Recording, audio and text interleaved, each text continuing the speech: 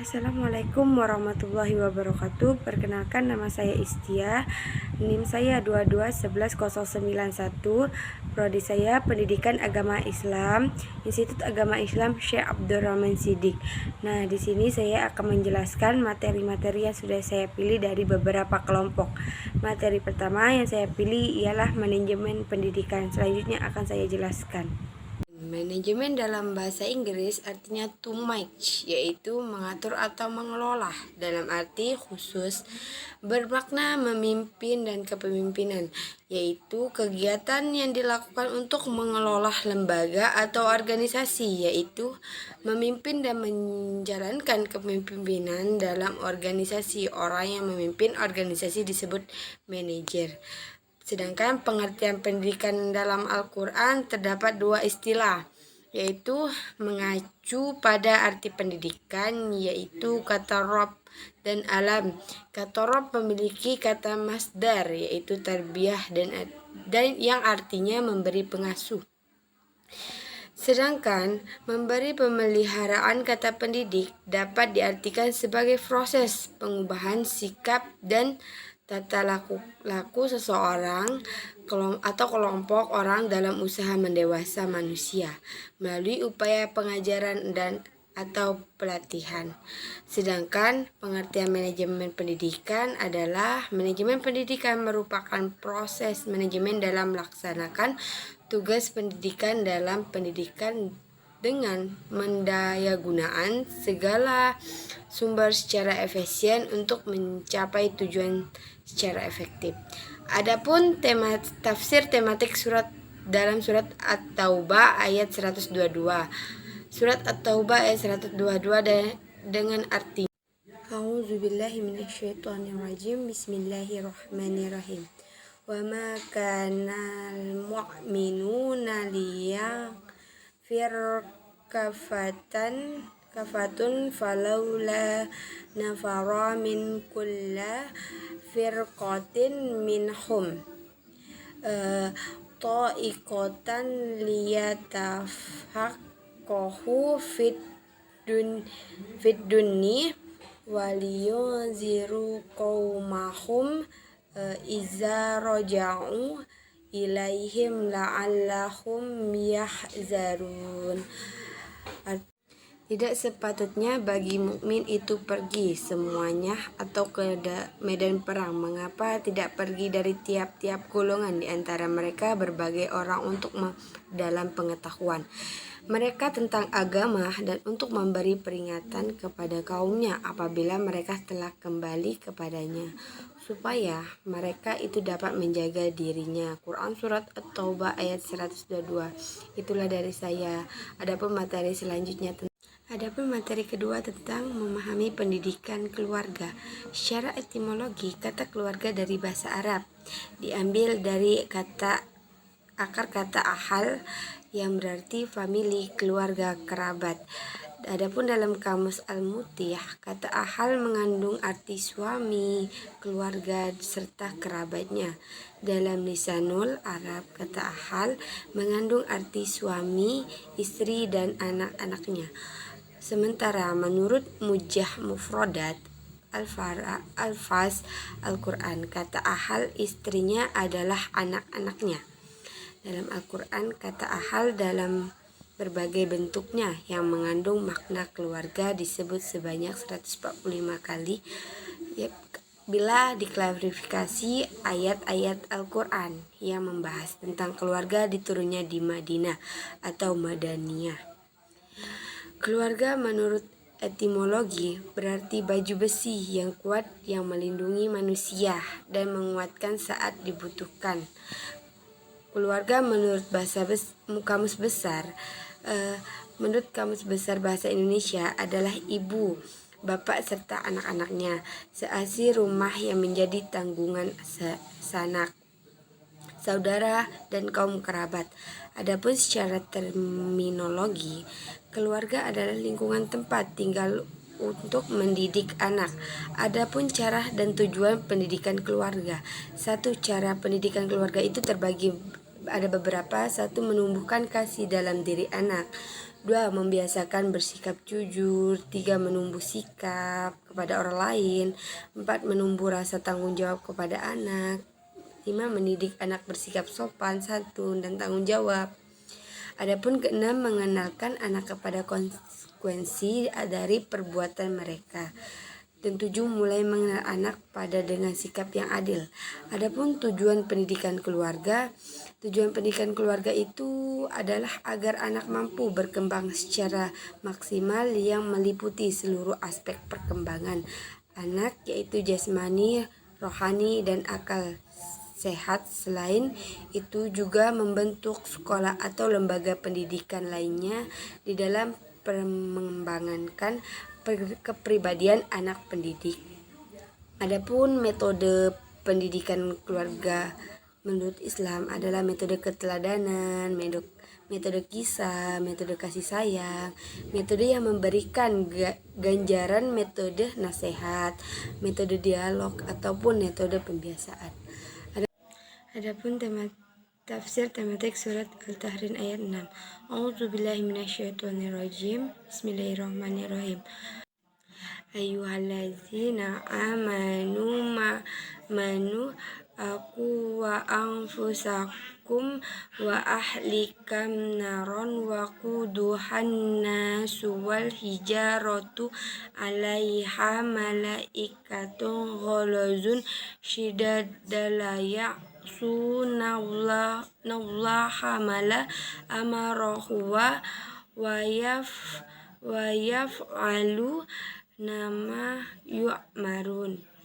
Artinya, hai orang-orang yang beriman, peliharalah dirimu dan keluargamu dari api neraka yang bahan bakarnya adalah manusia dan batu, dan penjaganya malaikat-malaikat yang kasar, keras, dan tidak mendurhakai Allah Subhanahu wa Ta'ala terhadap apa yang diperintahnya kepada mereka dan selalu mengerjakan apa yang diperintahnya.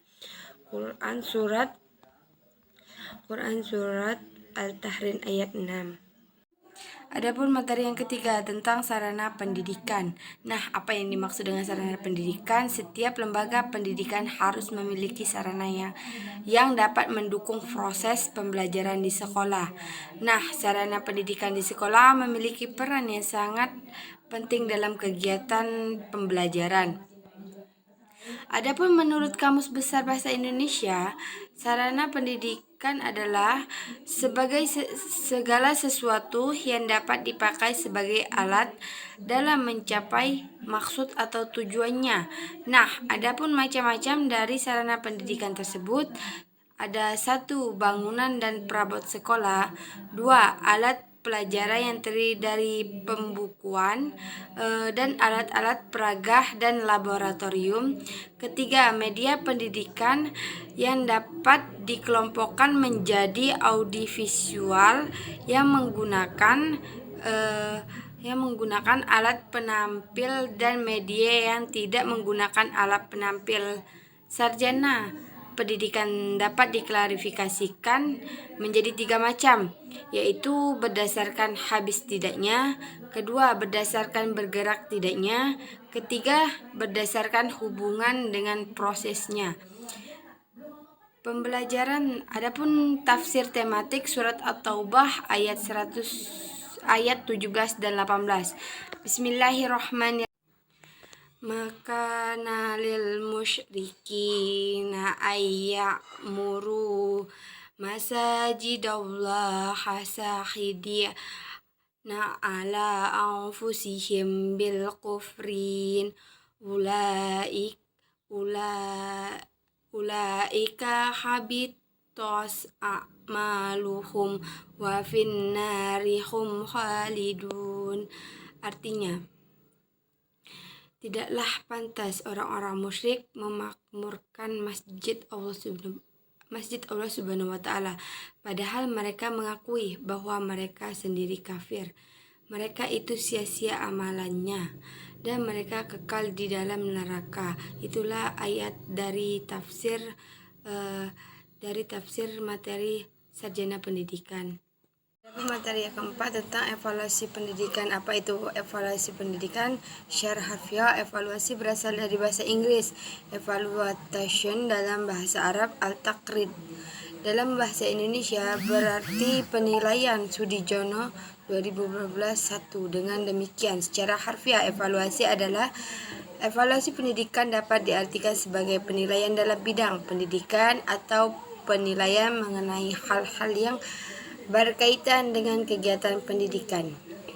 Nah, adapun komponen-komponen pendidikan yang diperoleh dari kegiatan mengukur dan penilaian yang dikehendaki. Kata-kata evaluasi sering ditemukan di dalam aktivitas pendidikan dan pembelajaran. Adapun secara terperinci, tujuan evaluasi pendidikan meliputi beberapa macam. Lebih jelasnya sebagai berikut. Adapun yang pertama, mengukur pengaruh program terhadap masyarakat. Sedangkan yang kedua, menilai apakah program yang telah dilakukan dapat sesuai dengan rencana. Adapun yang ketiga, mengukur apakah pelaksana program telah sesuai dengan standar atau tidak. Adapun yang keempat, evaluasi bermanfaat untuk mengidentifikasikan dan menemukan informasi program berjalan atau tidak berjalan. Adapun yang kelima, pengembangan staf program. Dan yang keenam, memenuhi ketentuan undang-undang. Adapun yang ketujuh, akreditasi program. Nah, tafsir tematik surat Al-Hasyr ayat 18. A'udzubillahi minasyaitonirrajim. Bismillahirrahmanirrahim. Ya ayyuhallazina amanu taqullaha wal tanzur nafsuman qaddamat lighadi wattaqullaha laula innallaha khabir bima ta'malun. Artinya, wahai orang-orang yang beriman, bertakwalah kepada Allah dan hendaklah setiap orang memperhatikan apa yang telah diperbuatannya untuk hari esok atau hari akhir, dan bertakwalah kepada Allah, sungguh Allah maha teliti terhadap apa yang kamu kerjakan. Adapun materi yang kelima tentang strategis dan metode pengajaran. Nah, strategis pengajaran ini adalah teknik, metode atau perencanaan edukasional mengenai kegiatan atau interaksi kelas agar pembelajaran dapat efektif dan dapat mencapai target pembelajaran. Nah, adapun strategis pengajaran merupakan upaya atau strategis yang dilakukan oleh pengajar untuk mendorong siswa untuk belajar secara aktif dan memiliki motivasi yang tinggi. Oleh karena itu, yang dimaksud dengan metode mengajar adalah cara-cara mengajar yang dapat ditempuh dalam memudahkan transformasi ilmu pada peserta didik sehingga mudah dipahami dan dimengerti. Nah, adapun macam-macam metode mengajar dalam pendidikan Islam. Salah satunya ada metode ceramah, metode diskusi, metode tanya jawab, metode pemberian tugas atau resitasi, metode kerja kelompok. Nah, adapun tafsir tematik dalam surat An-Nahl ayat 125. Bismillahirrahmanirrahim.